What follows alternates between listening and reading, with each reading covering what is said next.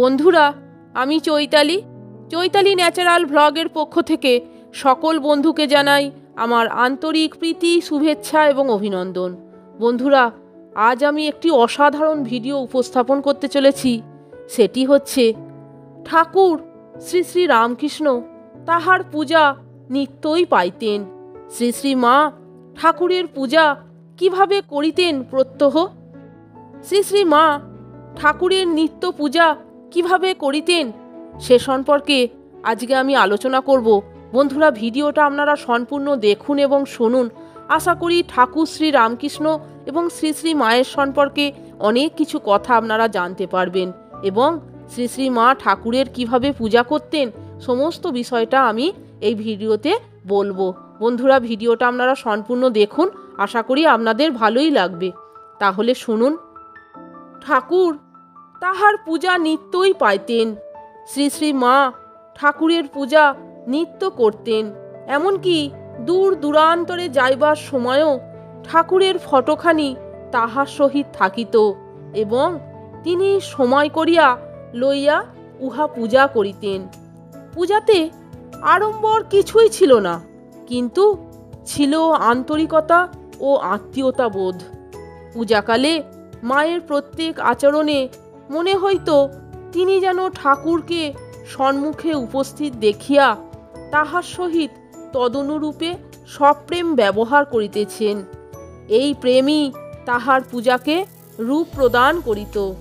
বৈধি ভক্তির সেখানে কিছুই ছিল না। জনৈক প্রত্যক্ষদ্রষ্টা জয়রামবাটিতে মায়ের পূজার এইরূপ বর্ণনা করিয়াছেন। শ্রী শ্রী ঠাকুরের বাঁধানো ফটো দেয়ালের মধ্যে এক সাধারণ কাঠের আসনে বসানো, তাহার কাছে ছোট বাল গোপাল এবং আরও দু একখানি ঠাকুর দেবতার ছোট ছোট ছবি। ভোরে গঙ্গা জল স্পর্শ করিয়া শ্রীমা ঠাকুরকে জাগাইতেন, উঠাইয়া বসাইতেন। ঠাকুরের আসনের নিচে ছোট পিতলের কমণ্ডলুতে গঙ্গার জল থাকিত। তাহার আশেপাশে চন্দন কাষ্ঠ ও চন্দন পিঁড়ি, একটি পঞ্চপাত্র এবং দুই একটি পূজার উপকরণ থাকিত। শ্রীমা সকালে গৃহকর্ম সারিয়া আন্দাজ 9টার সময় পূজায় বসিতেন। ঘরের মধ্যভাগে পূর্ব মুখে ঠাকুরকে বসাইয়া পূজা করিতেন। তাহাকে স্নান করাইয়া ফুল চন্দন দিয়া ও ফল, মিষ্টি, মিছরি, শরবত, হালুয়া প্রভৃতি নিবেদন করিয়া মা হস্তদ্বয় ক্রোড়ের ওপর রাখিয়া উন্নত দেহে স্থিরভাবে বসিয়া কিছুক্ষণ ধ্যান করিতেন। কোনো বিশেষ কার্য না থাকিলে তিনি পূজায় একটু বেশি সময় কাটাইতেন, কিন্তু কোনো দিনই খুব বেশি সময় লাগিত না। ধ্যানকালে বোধ হইত যেন তাহার মন এ রাজ্যে নাই। ধ্যানের পর প্রণাম করিয়া তিনি ঠাকুরকে যথাস্থানে তুলিয়া রাখিতেন। পূজা শেষে একটু চরণামৃত, তুলসী ও বিল্বপত্র থাকিলে তাহার কণিকা মুখে দিতেন। জয়রামবাটিতে ফুল অনেক সময় পাওয়া যাইত না। যখন যেমন জুটিত তাহাতেই পূজা সম্পন্ন হইত। ফুলের অভাবে শুধু তুলসী পাতা ও জল দিয়া পূজা হইত। তুলসী সম্বন্ধে তাহার একটু আগ্রহ ছিল। বলিতেন, তুলসী অতি পবিত্র, তুলসী থাকলে সব শুদ্ধ হয়। পূজাকালে মা ফুল হাতে লইয়া ঠাকুরের সম্মুখে ধরিয়া পরে হাত ঘুরাইয়া ধীরে ধীরে ঠাকুরের মস্তকের ওপর লইয়া গিয়া ফুলটির মুখ সামনের দিকে করিয়া ছবির উপরিভাগে স্থাপন করিতেন। দেখিলে মনে হইত এ যেন প্রাচীন নারীগণের শুভ দিনে প্রিয়জনের মস্তকে মাঙ্গলিক ধান্য দুর্বাদি প্রদানেরই অনুকল্প। দ্বীপ্রহরে রন্ধন গৃহে ভাত, ডাল, মাছ ও তরকারি ঠাকুরের উদ্দেশ্যে নিবেদিত হইত। সন্ধ্যার পরে তিনি আবার লুচি, রুটি, তরকারি, দুধ, গুড় ইত্যাদি ঠাকুরকে ভোগ দিতেন। শীতল দেওয়ার সম্বন্ধে তেমন কিছু নিয়ম ছিল না। বিশেষ কোনো উপকরণ থাকিলে অপরাহ্ন 4টা নাগাদ উহা নিবেদন করিতেন। ইহাই ছিল পূজাবিধি। তারপর তাহার আত্মীয়তা বোধ। শেষবার কলিকাতা যাইবার পথে শ্রীমা জগদম্বা আশ্রমে রাত্রিতে বিশ্রাম করেন। পরদিন প্রাতে 5টার সময় বরদা মহারাজ গিয়া দেখেন তিনি ফল মিষ্টি দিয়া ঠাকুর পূজা সারিয়া ঠাকুরের ফটোখানি কাপড়ে জড়াইয়া বাক্সের মধ্যে লইতেছেন এবং ঠাকুরকে লক্ষ্য করিয়া বলিতেছেন, ওঠো, যাত্রার সময় হলো। আর একবারের কথা, মা তখন জয়রামবাটিতে। সেদিন জগদ্ধাত্রী পূজা হইবে। ঠাকুরের নিত্য পূজা মা সেদিন সকাল সকাল করিতেছেন। জনৈক ভক্ত শুনিতেছেন মা ভোগ নিবেদনের সময় ঠাকুরকে বলিতেছেন, দেখো, আজ মার পূজা, শিগগির করে খেয়ে নাও, আমায় সেখানে যেতে হবে।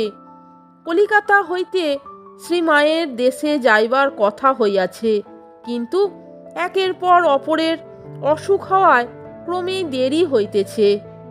তখন শ্রীমা ঠাকুরকে বলিতেছেন, জয়রামবাটি চলো, ওখানকার বড় পুকুরের জল আর তুলসী কি তোমার মনে লাগে না?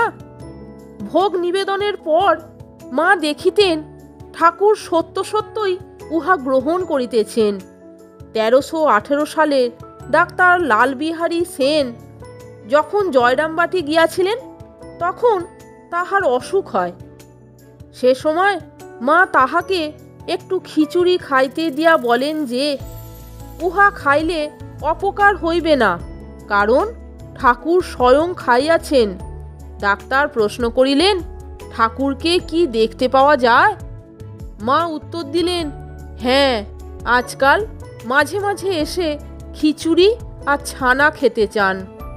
একজন জগদম্বা আশ্রমে ক্ষেত করিয়া শ্রীমাকে বলেন যে ভোগ নিবেদন করিলেও ঠাকুর উহা গ্রহণ করেন কিনা কিছুই বুঝতে পারা যায় না। তখন শ্রীমা বেশ জোর দিয়া বলিলেন, খান বই কি বাবা, প্রাণের ভিতর থেকে নিবেদন করলে নিশ্চয়ই খান। তিনি আরও বলিলেন যে গোপালকেও খাইবার জন্য আদর করিয়া ডাকিলে গোপাল নুপুর পায়ে ঝুমঝুম করিয়া আসিয়া হাজির হয় আর আবদার করিয়া খায়। জনৈক স্ত্রীভক্ত এক দুপুরে ঠাকুর ঘরে ঢুকিয়া দেখেন শ্রীমা সলজ্জ বধূটির মতো ঠাকুরকে ডাকিয়া বলিতেছেন, এসো, খেতে এসো। আবার গোপাল বিগ্রহের কাছে গিয়া বলিতেছেন, এসো গোপাল, খেতে এসো। হঠাৎ স্ত্রীভক্তের প্রতি দৃষ্টি পড়িতেই মা হাসিয়া বলিলেন, সকলকে খেতে ডেকে নিয়ে যাচ্ছি। এই বলিয়া মা ভোগের ঘরের দিকে চলিলে মায়ের ভাব দেখিয়া স্ত্রীভক্তের মনে হইল যেন সব ঠাকুরেরা তার পিছনে চলিতেছেন। তাহলে বন্ধুরা, ভিডিওটা আপনারা সম্পূর্ণ দেখলেন তো এবং শুনলেন তো শ্রী শ্রী ঠাকুর এবং শ্রী শ্রী মায়ের কথা। শ্রী শ্রী মা ঠাকুরের নিত্য পূজা কিভাবে করিতেন। ভিডিওটা যদি বন্ধুরা আপনাদের ভালো লাগে তাহলে একটা লাইক, কমেন্টস এবং আমার চ্যানেলটিকে সাবস্ক্রাইব করে আমার পাশে থাকবার অনুরোধ করলাম। ভালো লাগলে বন্ধুদের মধ্যে শেয়ার করে দেবেন, তাহলে আরও অনেক বন্ধু উপকৃত হবেন। আপনারা সকলে ভালো থাকবেন, সুস্থ থাকবেন। আমি আবার আসছি পরের দিন অন্য কোনো ভিডিও নিয়ে। ভিডিওটি সম্পূর্ণ দেখার জন্য বন্ধুরা আমি আপনাদেরকে অসংখ্য ধন্যবাদ জানাচ্ছি। বন্ধুরা, ভিডিওটা ভালো লাগলে সাবস্ক্রাইব করে পাশে থাকা বেল আইকনটা আপনারা বাজিয়ে দেবেন এবং অল নোটিফিকেশানটা অন করে দেবেন, তাহলে আমি যখনই ভিডিও ছাড়ব সমস্ত নোটিফিকেশান আপনারা পেয়ে যাবেন। আপনারা সকলে ভালো থাকবেন। ধন্যবাদ।